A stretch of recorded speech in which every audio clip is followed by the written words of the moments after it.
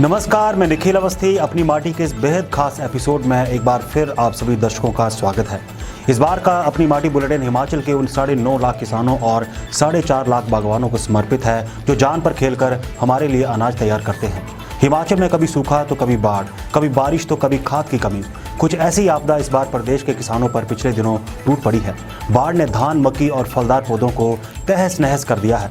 इस बार हम धौलाधार से निकलने वाली खड्डों, मांझी और गज से हुए नुकसान पर चर्चा करने वाले हैं। इसके अलावा कार्यक्रम के अंत में हम दर्शकों के लिए लाएंगे स्पेशल स्टोरी। तो आइए करते हैं कार्यक्रम की शुरुआत। मांझी खड्ड खनियारा की पहाड़ियों से निकलती है। इस खड्ड से 102 के करीब कूलें या नालियां निकलती हैं। भयंकर बाढ़ में सारी कूलें टूट गई हैं। धान और मक्की के खेतों से कई जगह फलदार पौधे बह गए हैं। अब हजारों किसानों के सामने सिंचाई का संकट खड़ा हो गया है। बाढ़ कितनी भयंकर थी, आइए जानने का प्रयास करते हैं। ग्राउंड जीरो से ये स्पेशल रिपोर्ट अपनी माटी के संयोजक जीवन ऋषि ने 2 भागों में तैयार की है। आइए देखते हैं पहला भाग। धर्मशाला के निकट शिला, भटेहड़, पासू और ढगवार से मांझी खड्ड से कई बड़ी कूहलें निकलती हैं। ये सारी कूहलें तबाह हो गई हैं। अपनी माटी टीम ने इन इलाकों का दौरा किया। आइए सुनते हैं बाढ़ से तबाही की कहानी किसानों की जुबानी। हाँ सर, जायका के थ्रू अभी 3-4 साल पहले हमारी एक पुल बनी थी जिसका कोई 35-36 लाख रुपया लगा था उसमें। तो वो पूरी तरह पुल जो है वो ध्वस्त हो गई है, दरिया के साथ बह गई है। और इतना मतलब कि उसमें कम से कम भी कोई 300 गुमा ज़मीन हो गई, उससे इरीगेट होती थी। 500 गुमा मतलब इतना बहुत ज़्यादा ये था, 1000 बहुत इतना इरीगेट करती थी वो, पूरे पासू गाँव को इरीगेट करती थी। तो बहुत ज़्यादा नुकसान हुआ। अभी हमारे दिया 40 लाख की अभी बन के तैयार हुई थी। उससे नीचे हमारी एक पुल और थी, वो भी बह गई है। उससे नीचे हमारी तीसरी पुल थी, वो भी बह गई है। तो ये हमारा जो है वो किसान इतने सालों से खेती बाड़ी कर रहे हैं, पर इतना बड़ा फ्लड हमने आज तक नहीं देखा था जितना ये इस बार जिसने फ्लड ने नुकसान किया है। हमारे स्कूल, पुलें सारी टूट गई हैं। पानी का कोई सोर्स नहीं रहा, पानी के सोर्स भी बंद हो गए हैं। तो पासू जो गांव है वो केवल मांझी किसानगिरी जितनी भी थी वो निर्भर करती थी मांझी खड्ड के ऊपर। और कल जो 12 तारीख को अकस्मात ये फ्लडेड हुई है, जिससे कोई भी कूल जो है वो बची नहीं है। और नियर अबाउट कम से कम 1500 गुहा ज़मीन को ये इरीगेट करती है ये कूलें। तो आज ये कंडीशन है, अगर ये कूलें जल्दी नहीं बन पाएंगी तो पासू गाँव का जो भविष्य है, किसानों का भविष्य, वो अंधकारमय होगा। क्योंकि अभी तो पानी की जरूरत है, पहले भी सूखे की कंडीशन में वो हालत थी। जब पानी हुआ तो पानी ऐसे हालात में हुआ कि अभी पानी वैसे ही सूखा डाल गया। तो हमारी ये निवेदन है कि जो भी विभाग है, इरिगेशन विभाग जो है, इसको जल्दी से जल्दी बनाने की कृपा करें। ये पटेड़ की कुल्ले, जितने भी पटेड़ गांव और शिला है, सभी कुल्ले बह गई। एक भी पुल नहीं बची है इस फ्लड से। और किसानों को दिक्कत तो आएगी, यहाँ सूखा पड़ने का पूरा ही है। तो ये हो सकता है कि आगे के लिए सूखा पड़े, ये धान की खेती बर्बाद हो जाएगी। कुछ ही दिनों में ये बर्बाद हो जाएगी, क्योंकि पानी लगेगा नहीं। तो हम प्रशासन से ये मांग करते हैं कि कुल्ले जल्दी से जल्दी बनाए जाएं। एक भी पुल नहीं बची है। अब आप खुद ही समझ सकते हैं कि किस कद्र हजारों कनाल जमीन के बंजर हो जाने का खतरा बन गया है। किसानों को हुए नुकसान को लेकर समाज सेवी राकेश चौधरी लगातार खड्ड के दायरे में आने वाले गांव का दौरा कर रहे हैं। वे कहते हैं कि सरकार को सबसे पहले कूहलों को ठीक करना चाहिए ताकि किसान अपनी धान, मक्की और अन्य नकदी फसलों को वसूल सकें। चौधरी कहते हैं कि राकेश चौधरी और काल जी इतनी बड़ी त्रासदी पूरे प्रदेश भर में और हिमाचल प्रदेश की देवभूमि में, खास करके धर्मशाला क्षेत्र में जो कुदरत ने अपना ये कहर बरपाया है, जिससे लोगों के घर, मकान, दुकानें, गौशालें, शमशान घाट, बोड़ियाँ, हमारी जो सैकड़ों के हिसाब से कुल्ले हैं जिसके ऊपर हमारी सारी खेती आश्रित है। और 2-4 दिन अगर हम पीछे की बात करें तो लोग पानी के लिए एक दूसरे के साथ झगड़ा कर रहे थे। और जैसे अभी धान की फसल का जो समय था वो उसकी बिजाई भी अभी तक प्रॉपर कहीं पे नहीं हो पाई है। लेकिन जो पिछले कल इतना ही बड़ा ये जो कुदरत का कहर बरपा है, जिससे धान की फसल लगाना तो दूर की बात है, लेकिन वो खेत ही उसमें बह गए हैं। मैं सरकार से, प्रशासन से और अपनी मोदी सरकार से ये गुहार करता हूँ कि कम से कम उन लोगों को जिनके घरों से उनकी छतें चली गई हैं, जिन किसानों की खेती चली गई है, जो कुल्ले हमारी विशेषता जिन पे ये किसान सारे आश्रित है, क्योंकि धर्मशाला का निचला क्षेत्र चाहे उपला क्षेत्र, ये सारा क्षेत्र जो है वो खेती पर आधारित है। और अगर कुल्ले नहीं होंगी तो ये तो नेचुरली की खेती भी नहीं हो पाएगी। पानी के बिना कुछ भी संभव नहीं है, जीवन जो अस्त व्यस्त हो जाता है। और मैं चाहूँगा कि सरकार प्राथमिकता के आधार पर इन कुल्लों का पुनः निर्माण करे। जैसे बाक्सूनाग से लेके जैतड़ू तक बहुत ज़्यादा नुकसान हुआ है, बहुत ही ज़्यादा नुकसान हुआ है। लोग आज भी सहमे से हैं। आज भी हम पुनः उसी रिदम से, आज तो चलो धूप खिली है, लेकिन आज भी हम लोगों का हाल चाल जानने के लिए लोगों के बीच जा रहे हैं।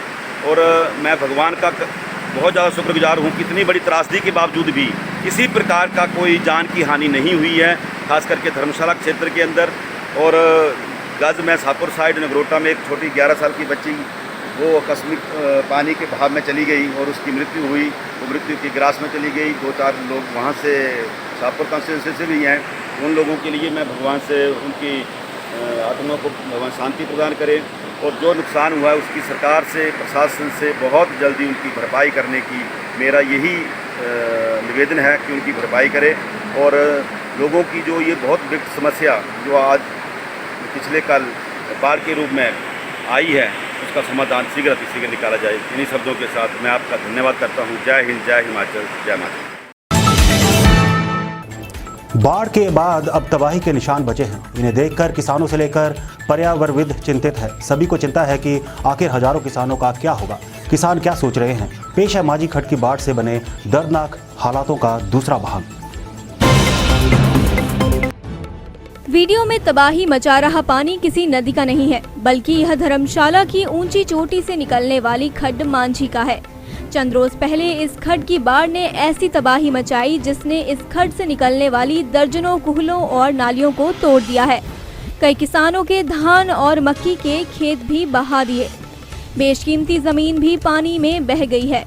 इसके अलावा सड़कों, जल शक्ति विभाग और बिजली बोर्ड को हुआ नुकसान अलग से है। खैर, अब बचे हैं तो तबाही के निशान। बाढ़ ने सबसे ज्यादा नुकसान बगली और मनेड़ गांव में मचाया है। हमारी टीम ने मनेड़ गांव का दौरा किया तो पता चला कि बेकाबू खड्ड खेतों और घरों को बहाती हुई कहीं मैदान से गुजर गई तो कहीं रास्तों को उखाड़कर नाला बनाकर अपना रास्ता खोजते हुए चलती बनी। यह मेहर चंद है। इन्होंने बाढ़ का भयंकर मंजर देखा है, जिसमें ग्रामीणों द्वारा बनाया गया मंदिर भी बह गया है।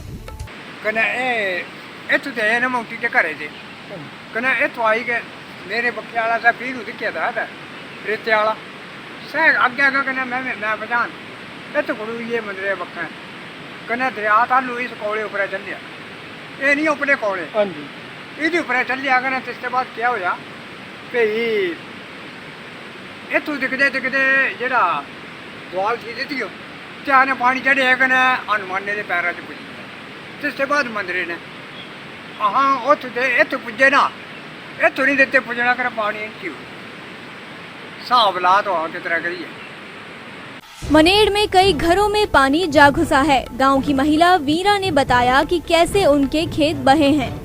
खेती और पर्यावरण को हुए नुकसान को लेकर हमने पर्यावरणविद और पूर्व फायर ऑफिसर BS माहल से बात की है। माहल कहते हैं कि इसमें कुछ बहुत श्रेणी में घर ध्वस्त हुए हैं और लगभग इन सारी खड्डों में नियर बाय जो भी हैं उसमें पानी की बहुत बढ़ोतरी हुई है।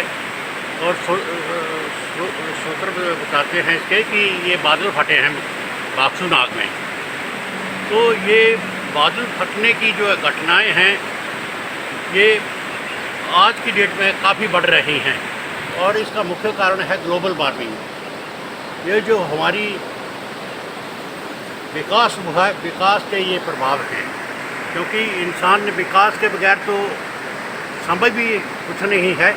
लेकिन कुदरत को की अनदेखी करके जो हम ये विकास कर रहे हैं, ये समांतर नहीं कर रहे इसको, इसका ही ये मुख्य कारण है। तो ये इसका प्रभाव मांझी खड्ड में काफ़ी कल जो है पड़ा है। काफ़ी सिला चौक से लेकर नीचे तक मकान बहे हैं, लोगों की फसलें बही हैं और जो पुल हैं, मेन कारण हमारा जो है यहाँ पे खेती बाड़ी का काम है लोगों में, तो पुलों का बहुत बड़ा नुकसान हुआ है। पहले लोग बारिश के लिए तरस रहे थे, लेकिन जैसे बारिशें आई तो ये हमारी पुलें बह गई। तो मैं तो ये कहूँगा कि सरकार को प्राथमिकता के तौर पर पुलों की तरफ जो है तरजीह देनी चाहिए और उनकी रिपेयर करवानी चाहिए। अदरवाइज जो है हमारे, क्योंकि यहाँ के लोगों का खेती ही मुख्य जीवन है, तो ये एक बहुत बड़ी ये एक तरह की त्रासदी हो जाएगी कि भुखमरी पड़ेगी। शाहपुर और जवाली हलके के खेतों को तर करने वाली खड्ड का नाम है गज। इस बार गज खड्ड की बाढ़ ने हर किसी को गहरे जख्म दिए हैं। देखिए इस रिपोर्ट में। और आइए अब हम आपको ले चलते हैं शाहपुर हलके के तहत बहने वाली गज खड्ड में। यह खड्ड बरसात में खूब नुकसान करती है। इसमें पानी भी खूब होता है।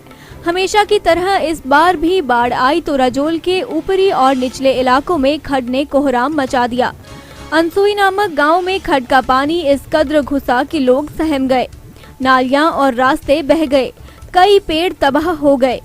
कहीं मक्की तो कहीं धान का नुकसान हुआ है। किसान बहुल इन इलाकों में सबसे पहले दिव्य हिमाचल पहुंचा है। शाहपुर हल्का किसान बहुल है। किसानों की मांग है कि उन्हें नुकसान का मुआवजा दिया जाए। साथ ही जहां पानी व अन्य समस्याएं आई हैं उन्हें तुरंत सुलझाया जाए। क्या प्रॉब्लम है आपको? प्रॉब्लम है जी, रास्ता टूटने से जो प्रॉब्लम ये हो गया कि तो हमारा आने जाने का रास्ता बंद हो गया। तो रास्ते के इसके तरंगड़ी के साथ ही हमारी जो पानी की पाइप थी वो पानी की पाइप बह गई, तो पानी भी बिल्कुल आना बंद हो गया। तो मजबूरन हमें जो BSF के कैंप से लाना पड़ रहा है। जो भी रास्ता है नहीं उधर, जो अपना खुद मौके पे देखा भी है कि ये रास्ता हमने बनाया हुआ है, विकल्प रास्ता बनाया हुआ है, झाड़ियाँ काट के खेती से दरिया में से जाकर, तो ये हमारे दिखते हैं। कितने परिवार हैं इस गांव में? 17 परिवार हैं जी। तो इस वक्त पानी का सोर्स जो है वो BSF का कैंप ही है। हाँ, इस टाइम तो वही है। पानी का वैसे तो हम इसका भी पानी यूज कर लेते थे, पर जब से ये हमारा दरिया बड़ा, पानी का स्तर बड़ा हुआ है, जब से ये सफेद ही नहीं हुआ, आज तक ये लाल ही बह रहा है, तो हम इसका भी कैसे यूज कर लेते थे। पर अभी तो हम कुछ भी बर्तन तक नहीं साफ कर सकते हैं, अपने कपड़े तक नहीं साफ कर सकते हैं, मजबूर हो गए इसके लिए। राजेश कुमार अनसुई गांव से हूँ। ये तो हमने आपको फ़ोन किया था तभी हम ये, क्योंकि यहाँ पर कोई पहुँच नहीं पा रहा है। वहाँ से पल्ली साइड से ही निकल जा रहे हैं बंदे की, जो भी आ रहा है वो पल्ली साइड से। ये वार्ड नंबर 2 है और यहाँ पर लोगों की काफ़ी समस्याएं हैं। ये इन्होंने फ़ोन किया था कि यहाँ पर कोई आए और हमारी सूझबूझ ले, तो हम तभी स्पेशल यहाँ पर आपको बुलाकर यहाँ पर आए और आपका हम धन्यवाद कर रहे हैं जो आप यहाँ पर अपना कीमती समय बुलाकर इधर पहुँचे हो। हम ये चाहते हैं कि जो कल ये तरंगड़ी 2 दिन से पहले इनकी टूट चुकी है, इनको आने जाने के लिए रास्ता नहीं है। एक तो पानी की दिक्कत आ रही है इनको, जो भी इनकी जितना भी आप ये देख सकते हो कि पल्ली साइड से जहाँ रिटेनिंग के बोले नहीं लगी हैं वो टूट चुकी हैं सारी जितनी भी है। यहाँ पर 5-6 ऐसे टर्निंग पॉइंट हैं जो ऊपर से लेकर अनसुई से लेकर रजोल तक 5-6 पॉइंट ऐसे हैं कि वो रिटेनिंग बोले जो बड़ी बड़ी जो रिटेनिंग बोले वो लगनी चाहिए यहाँ पर। इनकी यहाँ पर जितना भी खर्चा आएगा वो है करोड़ों से ऊपर खर्चा आएगा। लेकिन दूसरी बात यह है कि जो लोगों के यहाँ पर दो दिन पहले इनकी लोगों के घर मकान जो भी हैं वो क्षतिग्रस्त हो चुके हैं। गर्मी और बरसात के दिनों में लसूड़े की सब्जी और अचार का नाम सुनते ही हर किसी के मुंह में पानी आ जाता है। यह पौधा कई औषधीय गुणों से भरपूर होता है। आखिर क्या हैं लसूड़े के जादुई गुण? इस सवाल का जवाब तलाशने के लिए अपनी माटी टीम ने सुंदरनगर में डॉक्टर मंजू लता सिसोदिया से बात की। डॉक्टर मंजू लता MLSM कॉलेज सुंदरनगर में वनस्पति विज्ञान की सहायक प्राध्यापक हैं। उन्होंने विस्तार में लसूड़े के औषधीय गुण बताए। आइए देखते हैं क्या कह रही हैं डॉक्टर मंजू। नमस्कार, मैं डॉक्टर मंजू लता सिसोदिया आज आपके सामने एक बहुत ही महत्वपूर्ण औषधीय पौधे के बारे में जानकारी साझा करने जा रही हूँ। इस पौधे का नाम लसूड़ा है। ये मैंने इसका टहनी लिया हुआ है। आप इसमें देख सकते हैं इसके लीव्स दिखाई दे रहे हैं हमें और साथ में फ्रूट्स भी दिखाई दे रहा है। जो इसके फ्रूट्स हैं आपके पास वो पूरी तरह से अभी मैच्योर नहीं है, आधे कच्चे हैं। इनका इस्तेमाल हम अचार बनाने के लिए और सब्जी बनाने के लिए कर सकते हैं। इस स्टेज में बहुत पके हुए फलों का अचार और सब्जी नहीं बनाई जाती है। इन फ्रूट्स के अंदर इनको बॉईल करके इनके अंदर एक बीज होता है, उस बीज को निकाल दिया जाता है और हर एक फ्रूट के अंदर उस बीज के अंदर एक कीड़ा होता है, तो इन चीजों को हमें बाहर निकालना होता है। और जो इसकी आप लीव्स देख रहे हैं अभी ये काफ़ी मैच्योर हो चुकी हैं। जब लीफ थोड़ी सी टेंडर स्टेज में होती हैं, नाजुक होती हैं, तो उस स्टेज में हम इसके पत्तों को भी इस्तेमाल कर सकते हैं। उनके पतरोड़े और सब्जी बनाई जाती है। ये मैंने कुछ फ्रूट्स लिए हुए हैं, हार्वेस्टेड फ्रूट्स इसके लसूड़े के। तो इन फ्रूट्स को हम इस्तेमाल कर सकते हैं सब्जी और अचार बनाने के लिए।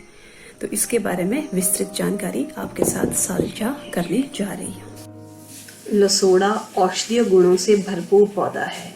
हिमाचल प्रदेश में यह पौधा सामान्यतः 1500 मीटर तक जंगलों में और खेतों के किनारे में देखने को मिलता है। औषधीय गुणों से भरपूर यह पौधा लुप्त होने के कगार पर है। इसे संरक्षण और बढ़ावा देने की बहुत आवश्यकता है। इसे पैकार्डिया माइक्सा के नाम से जाना जाता है। सामान्यतः इसका पौधा नम और सूखे जंगलों में पाया जाता है। लसोड़ा भारतवर्ष के अलावा Nepal, Myanmar, Thailand, China, Taiwan इत्यादि देशों में भी पाया जाता है।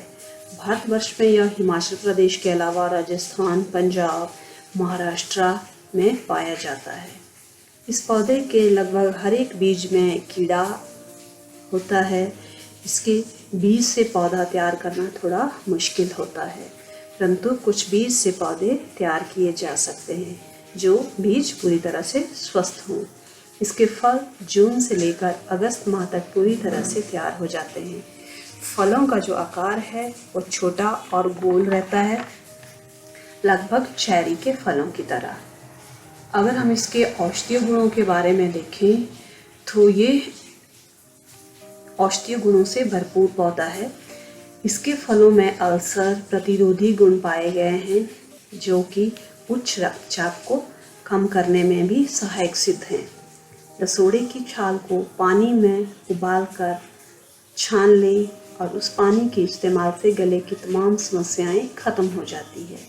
और इस पानी से कुल्ला करने पर मसूड़ों, दांतों के दर्द और मुंह के छालों से भी आराम मिलता है। इसके फलों का जूस कफ और अस्थमा के लिए भी काफ़ी लाभदायक है। इसके फलों में एंटी डायबिटिक गुण रहते हैं। इसकी छाल का लेप लगाने से फोड़े, जली त्वचा और जहरीले कीटों के डंक से राहत मिलती है। अन्य उपयोग सामान्यतः मार्च और अप्रैल माह में जब इसके पत्ते कोमल होते हैं तो उनको निकालकर पतरोड़े बनाए जाते हैं जो कि खाने में बेहद स्वाद और लाभदायक होते हैं। कच्चे फलों की सब्जी और अचार भी बनाया जाता है। अचार और सब्जी बनाने के लिए फलों को उबालकर उनके अंदर के बीज को निकाल दिया जाता है। और जो भी अचार के इंग्रेडिएंट्स हैं, राई पाउडर हो गया, नमक, देगी मिर्च, हल्दी पाउडर, मस्टर्ड ऑयल, उन सारी चीज़ों को मिक्स करके अचार बनाया जाता है। और अब चलते चलते 48 रुपए में करवाएं मक्की धान का बीमा। नुकसान होने पर मिलेंगे प्रति बीघा 2400 रुपए। पत्तों की फोटो से लग जाएगा पौधे की बीमारी का पता। IIT मंडी ने किसानों के लिए बनाई एप्लीकेशन। करसोग में 13 बीघा जमीन पर करोड़ों खर्च बनेगी बड़ी सब्जी मंडी। हजारों किसानों को मिलेगा फायदा। टमाटर के दामों का गिरना जारी। भूंतर के बाद बल में भी दाम धड़ाम। फार्मर्स में छाई मायूसी। तो चलिए आज के लिए बस इतना ही। अगले शनिवार फिर से मिलेंगे एक नए कार्यक्रम के साथ।